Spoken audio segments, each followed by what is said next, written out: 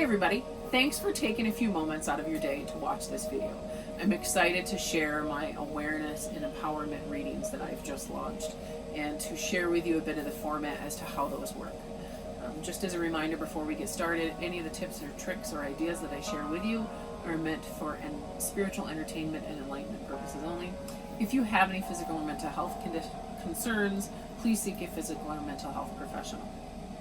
So, what this reading is, it's a reading where we focus on being aware of where you are currently in life, and then looking for insight on how to empower you to move forward.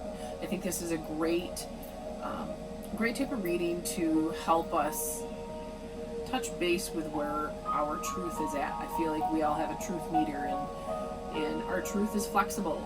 What is true for us today may not be true for us tomorrow, and it shows growth and expansion when we can realize where we are now and where we want to go. And I think one of the best ways to get there is to connect the two with what are some steps we can take that can help move us in that motion, in that direction that we're looking to go. So this reading is focused around a few questions. There's 4 questions that I ask for this reading, and I'll share those with you today as I go through the reading.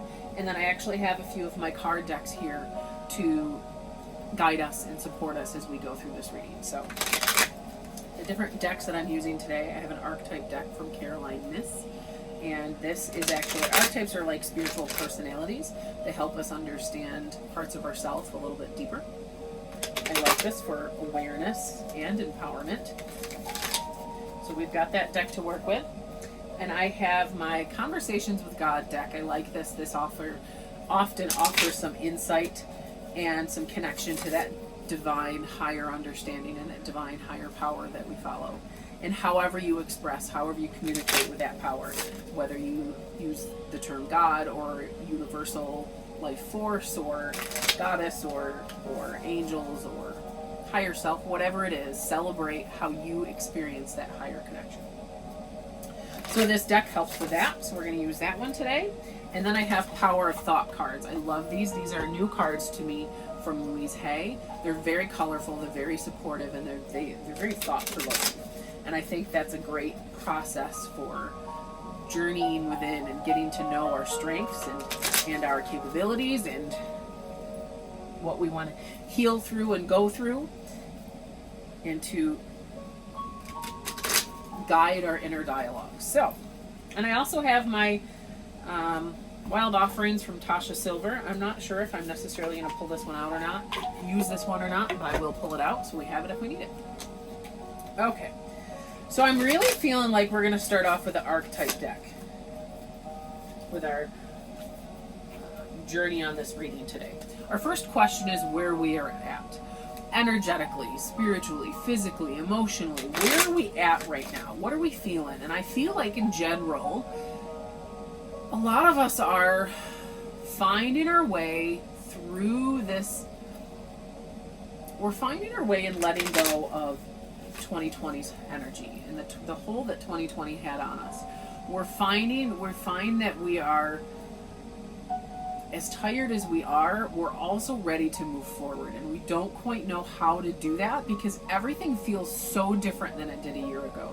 It's been one heck of a year, and I think so many of us energetically and emotionally are feeling a little bit tapped and a little bit tired, but also tired of being tired. You know what I mean? Like, we're ready to move forward. Okay, I'm tired of this way. I'm ready to figure out how to navigate forward in a different way. I'm ready to start moving forward, taking those steps and finding balance and finding forward motion in life on all platforms, on emotional, spiritual, energetic, physically, mentally, all of that. So let's pull out an archetype card and see what it shares with us. Okay. So the archetype that we're pulling out today, I'm kind of drawn to the one in the center. The archetype is prostitute. The light attribute. What's great about these archetypes is there's a light attribute and a shadow attribute. As we all have light and dark sides of ourselves, we all have good and bad sides of ourselves. That these archetypes celebrate and create guideposts for both of those. So the light attribute of the prostitute archetype is that she accentuates the challenge of surviving without negotiating the power of our spirit. That phrase right there, the power of that, I love the notion of that. Accentuating the challenge of surviving without negotiating the power of our spirit. I feel like that phrase right there highlights our process through 2020 and moving forward in 2021. That's where we're at. That's where we are embracing the challenge of surviving and moving forward without negotiating the power of our spirit. We're not willing to sacrifice who we are in that light that resides within us and how we want to celebrate our life in order to fit into what the universe has handed us. What we've been handed in this past, I can't say the universe, but what we've been handed in this past year with all of the struggles, both with the pandemic and just the climate and the struggles and the everything that's happened, we have been called to the table to accept the challenge of surviving without negotiating the power of our spirit. And the power within that statement encourages us to look within, to reconnect with that spirit, to reconnect with who we truly are, and to allow ourselves to move forward having connected with that light and that spirit inside of us again. And I think so much of what we've been through over the past year has called us to do that, to look inside and be like, okay, who am I in relation to what's going on around me? Who do I want to be? How do I want to move through this challenge that life has presented to me? And there's challenges both on the grand world level as well as so many challenges on the individual life level. So many of us have had challenges on that individual life level that have been, it's really forced us to look within.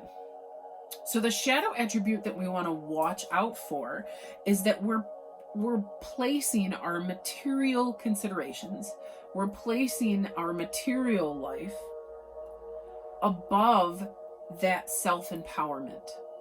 When we're placing those material needs and we're sacrificing our spirit, we're sacrificing ourself, we're sacrificing that beautiful, unique light that we carry for the material things around us, for stuff that isn't necessarily something that helps us move forward. So another way to look at that is when we are working on reconnecting with our spirit and we're not willing to negotiate who we are, then we want to be able to look at what empowers us to be that true light and what helps us feel like we're moving forward, what helps us feel empowered to continue to try and to continue to move forward, and what inner life feels like we're sacrificing who we are to make something happen outside of ourselves. Now, of course, we all have to do what we have to do to get by and to make things work and to meet the needs of our life. And by no means is this archetype telling us not to do that. But it's encouraging us to be aware of what motivates us to move forward, what makes us feel empowered, and what makes us feel strong enough to continue to find what we're seeking, and to maybe be more aware of what isn't resonating with us and what feels like it's dragging us down versus lifting us up. And this card encourages us to do that. So I think in general, where we are now and what's happening in our life is the notion of finding what empowers us, what motivates us to move forward, and recognizing what doesn't, and honoring ourselves in that process.